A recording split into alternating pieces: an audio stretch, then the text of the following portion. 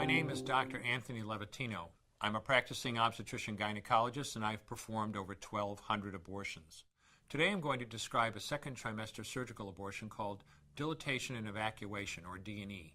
A D&E is performed between 13 and 24 weeks of pregnancy.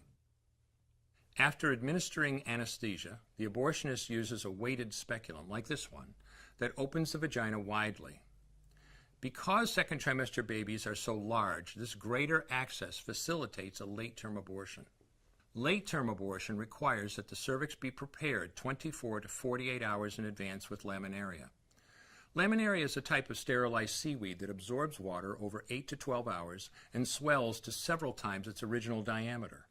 Once removed, metal dilators can be used to further open the cervix as needed. Once the cervix has been stretched open, the suction tube is placed inside. A baby at 20 weeks gestation is as big as the length of my hand, from head to rump, not counting the legs. The suction machine is turned on, and pale yellow amniotic fluid surrounding the baby is suctioned out through the catheters. With babies this big, they don't fit through catheters this size.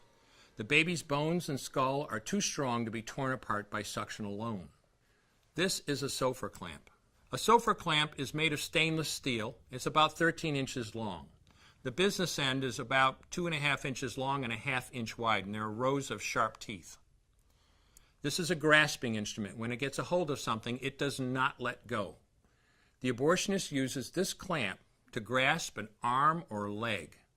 Once he has a firm grip, the abortionist pulls hard in order to tear the limb from the baby's body.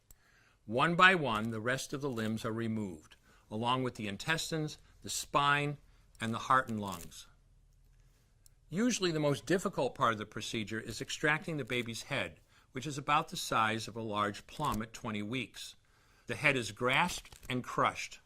The abortionist knows he has crushed the skull when a white substance comes out of the cervix. This was the baby's brains. The abortionist then removes skull pieces. He removes the placenta and any leftover parts of the baby with a curette, scraping the lining of the uterus for any remaining tissue. The abortionist then collects the baby parts and reassembles them to make sure that there are 2 arms, 2 legs, and all the pieces.